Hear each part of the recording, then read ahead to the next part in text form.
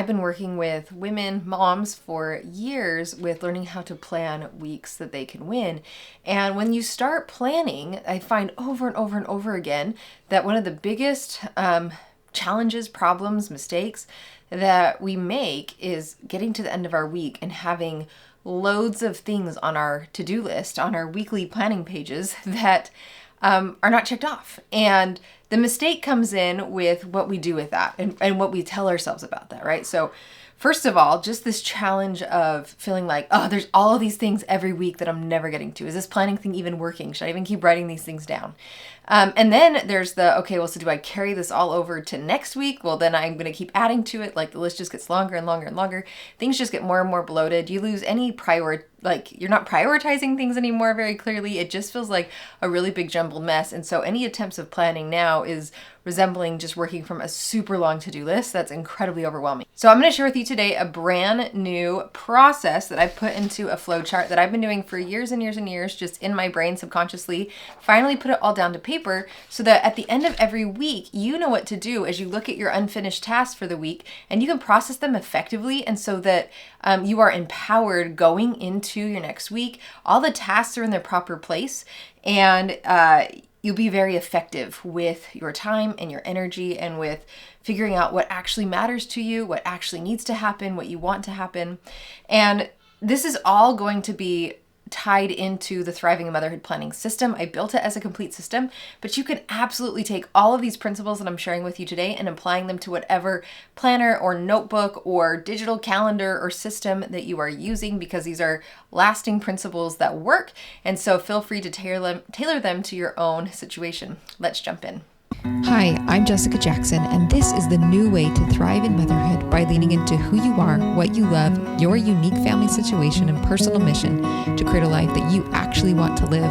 I want to invite you to join me in saying no to the life of the exhausted supermom, burnout, victim thinking, being pulled in so many directions, suffering through survival mode, or being lost in motherhood, and say yes to building strong families and moving forward on our greatest goals in order to create a fulfilling life that we are excited to wake up to each day and become a soaring mother. This is the Thriving in Motherhood podcast. You can download the flowchart that goes with today's episode, either in the YouTube description, in the description of any of the podcast platforms if you have to be listening to this episode, or in the show notes on the podcast page at thrivinginmotherhoodpodcast.com/podcast. Let's look at your list of tasks. So if you are driving, if you're listening to this, awesome. But if you also want to work through this episode with me workshop style, feel free to do that. And all you need is your planner, whatever you're currently using. If you have the Thriving in Motherhood planner, awesome. Definitely pull that out.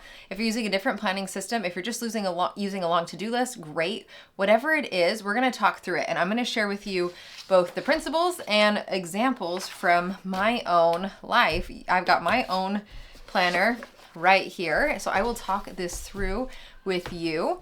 And the goal, like the end result of this, is when you get to the end of the week, you have closed out all of these tasks. You're confident with where you put them, that you're not going to lose them, that you know what matters here, and that you're going to set yourself up for a really great next week, not with loads of baggage, but you've kind of wiped the slate clean and you're ready to go with confidence with what you're moving forward on.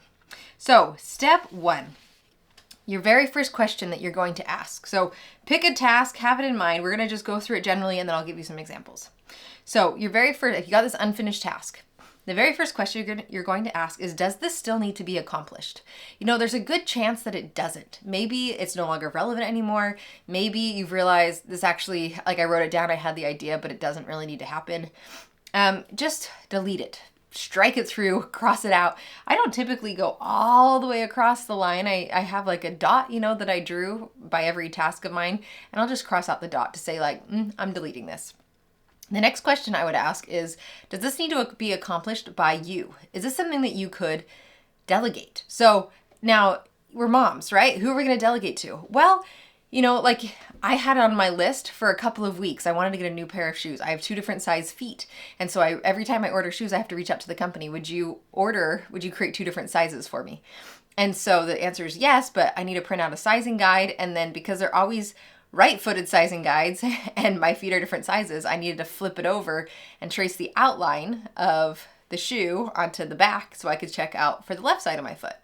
So for weeks, I've had order these shoes on my list and I never got to it. And then I realized, wait a minute, I have a child that loves tracing things. She spends hours a day tracing the back of coloring pages. She could trace this for me. So all I did is handed her the pages that I've been carrying around with me literally for weeks and said, hey, would you trace the back of, the thing on the back of this? And she's like, sure, Mom. And then guess what? I get order the shoes later that day. It was so easy. So simple example, but are there things that you can delegate within your home? Okay, the next question. So the answer was, does it still need to be accomplished? Yes. Does it need to be done by you? Yes. Okay, so now you're going to ask, does it have a deadline? Okay, maybe the answer is no. If the answer is no, here's some questions I want you to ask. Is this a pain point you want to solve? So for example, maybe you wrote down, I need to put hooks on the wall so the kids have a spot to hang their coats. If it's a pain point you want to solve, then the location for this task is to put it on your leverage task list. Okay, so your leverage task list, and this we'll come down to this, but is it something that needs to be done next week? Okay,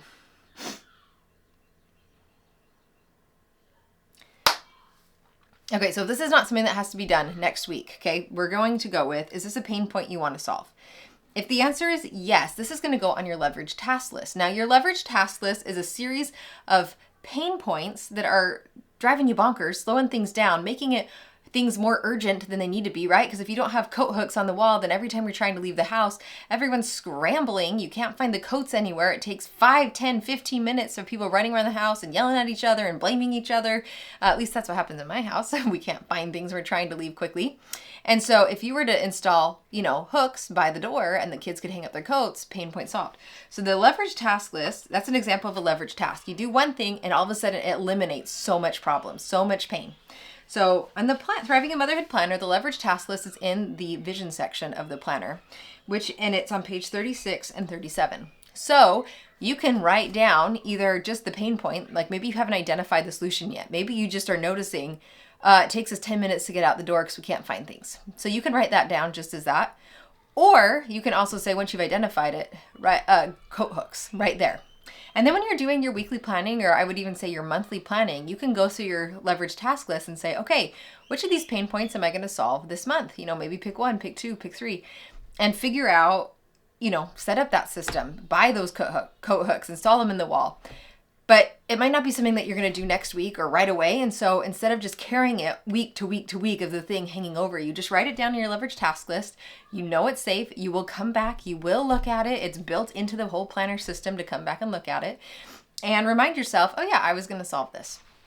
Okay, so maybe it's not a pain point you want to solve. The next question is it a possibility you don't want to forget, but you're not committed to it yet? So for example, maybe you wrote down that it would be really fun to do candle dipping. You had saw it on Pinterest, candle dipping, or maybe you'd gone to a living history farms and they did candle dipping and your kid was really excited about it.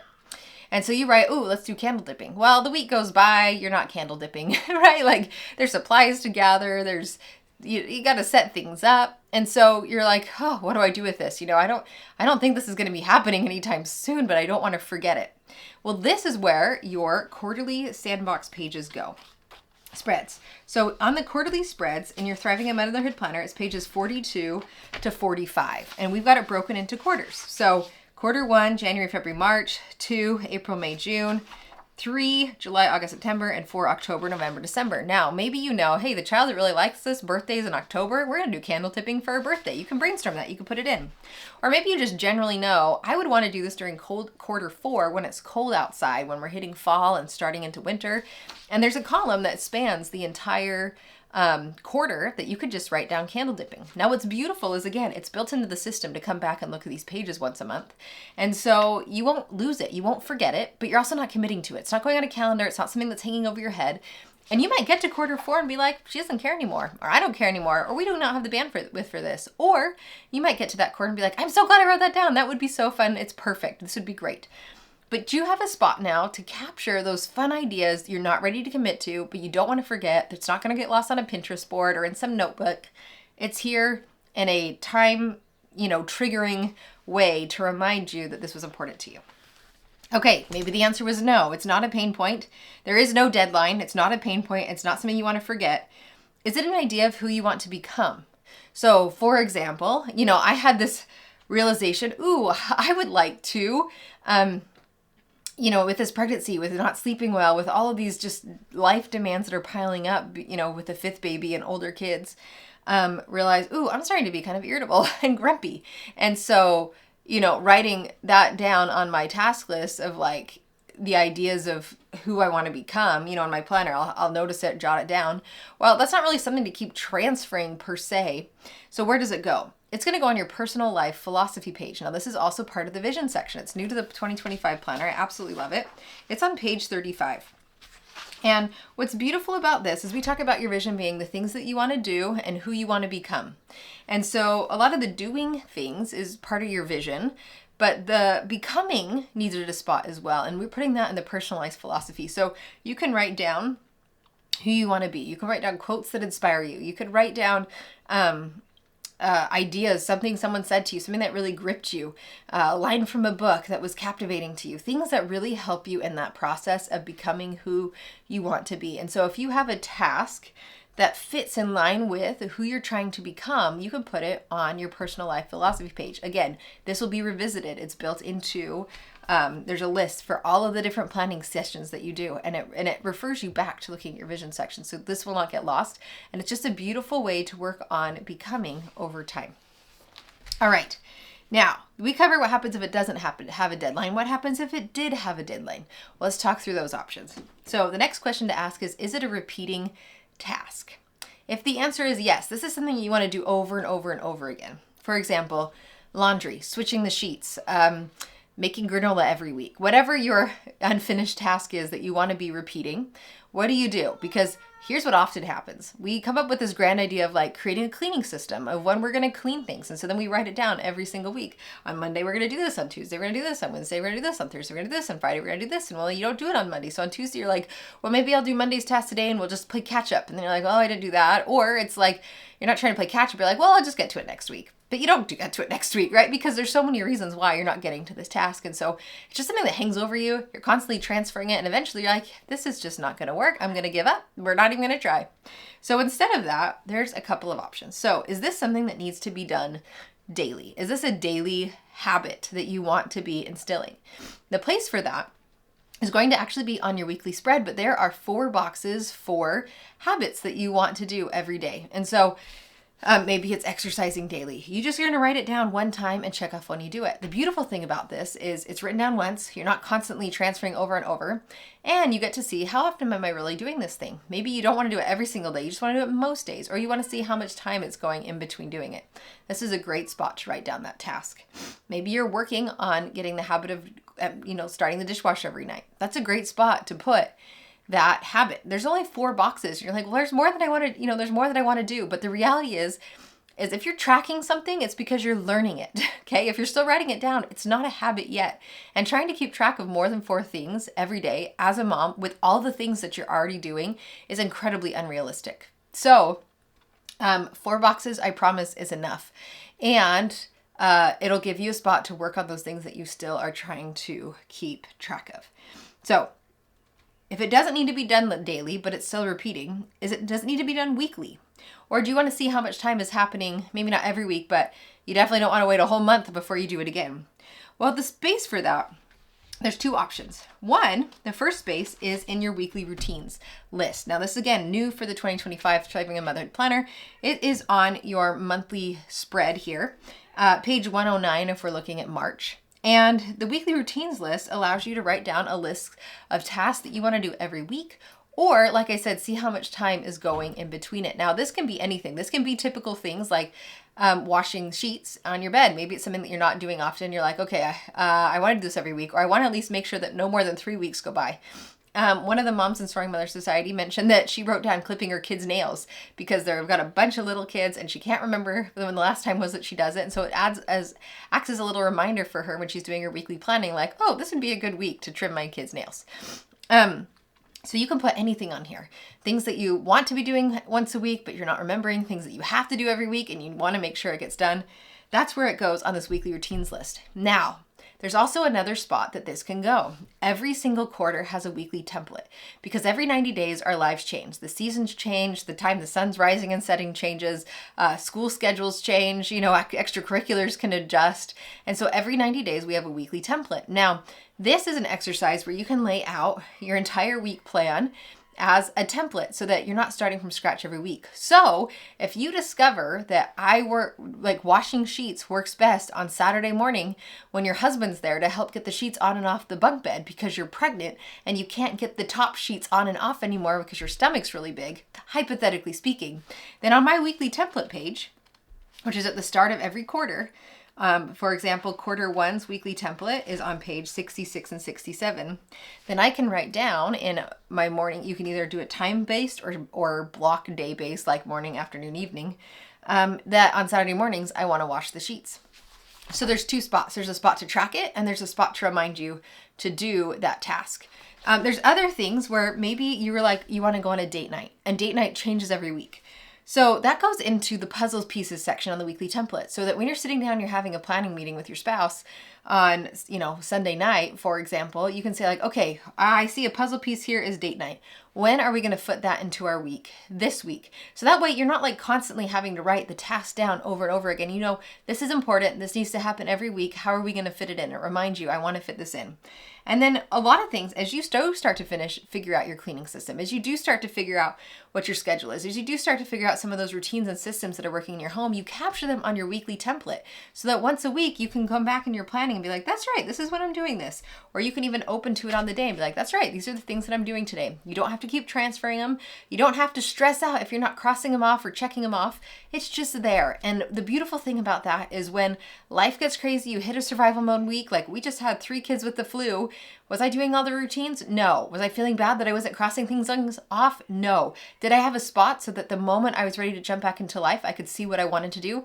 Yes, absolutely. No extra writing required, no guilt, no transferring. It's just the system is there. It's set and ready to go. So if you've got things in your task list that you can put in a template spot as a wonderful reminder of what you want to do every week and when some good times are to do it, that is fantastic. Now, I wouldn't over bloat this weekly template. Just put stuff you know is working where you know it's working. So if it's mostly blank because you only have a few things figured out, excellent. Write just those few things that you know are working really, really well. But definitely capture those things that you want to do on your weekly template that are repeating that you want to have done every week. Now, maybe it's not a weekly repeating task. So does it need to be done monthly? Or you want to see how much time passed between months? If the answer is yes, then the perfect spot for that is the monthly routines list, which is also at the start of every quarter. So for example, the Thriving in Motherhood Planner, quarter 1, it's page 60. Now, this monthly routines list has 3 columns of checklists that you could fill out and customize for your own needs for January, February, March, and then quarter 2, also same thing. And what's beautiful about this is you can either plan out the year ahead and say like, once a month, I know I want to straighten the garage, and you can just plan ahead to write that all through. Or you can write down, in March we changed the air filters. Okay, so 6 months from now, I'm also going to write down change air filters for our furnaces. So you can do it both as a proactive planning of this is when it's happening. You could use it to capture your ideas of what needs to happen. You could do it to write down, maybe you're someone that knows every month, these are the 10 things that I do. We'll just write them down. So again, if you're looking at your week and you're like, I've got these things on my list of things that need to happen. Look at it. Is it a monthly repeating task or something that needs to happen within a quarter or 6 months? Well, go write that task in the monthly routines page on the appropriate month or months to remind you at the appropriate time to do that task. And again, because of this system of how often we're reviewing our pages, it will come up again and you will find it when you need it, which is beautiful. All right, we've talked through what to do if it has a deadline. If it doesn't have a deadline, we've talked through what to do if it's a repeating task. Now, we need to talk through what to do if it is if it's due on a specific date, okay? So maybe it's not a repeating task. The next question to ask is it due on a specific date? If the answer is yes, it goes directly onto a monthly calendar. Okay, so put it onto your monthly calendar. There's monthly calendar pages in the planner. You can flip to the specific day in your planner and write it down there. If you use a digital calendar, put it on there. So don't just like keep transferring it. Like don't just make a big list for it, okay? Put it on the specific day that you need. If it's not due on a specific date and it's not a repeating task, let's talk through the questions here. Does it need to be done next week? You look at that task and you're like, this just needs to happen. Well, excellent. You're going to turn to the next spread in your planner to the next week and write it down in either on your context-based to-do list. Okay. So is it something that needs to be done at home that you can do while the kids are awake? Write it down at home. Is it something that needs to be done when you're sitting at the computer? Put it in computer. Is it something like a phone call you need to make? Great. Put it there. Is it an errand you need to run? Put it there. Is it something you need to discuss with someone? Put it there. Is it something that has to get done next week, no matter what? It's non-negotiable. Put it in your big 3 spot. Okay. If you already know like, ooh, this would be really good to have done on Tuesday because of our schedule, then you can put it on the day specific to-do list. So go ahead and slot those tasks down on the next week page so you just know. Does it need to be done this month? If the answer is yes, where you're going to put this is actually on your monthly page. There is on every monthly spread, right above your weekly routines list, there's a to-do spot. So if you have a task that you're like, ooh, I really need to do this month, it's not probably going to happen next week, you can write it there on your to-do page. And then what's beautiful is if next week is an amazing week, you checked everything off that you planned already, and then you're like, what else should I do? It's only Thursday. You can look at your monthly to-do list and start working on it.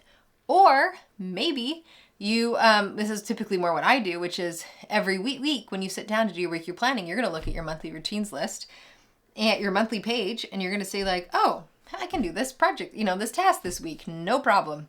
And you'll slot it in the week when you are ready to tackle it. But that way it doesn't get lost, that way it gets done.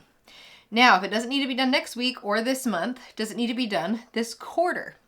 If the answer is yes, a great spot to put that is in your quarterly vision page. So for quarter 1 in the Thriving in Motherhood Planner, that is on page 62.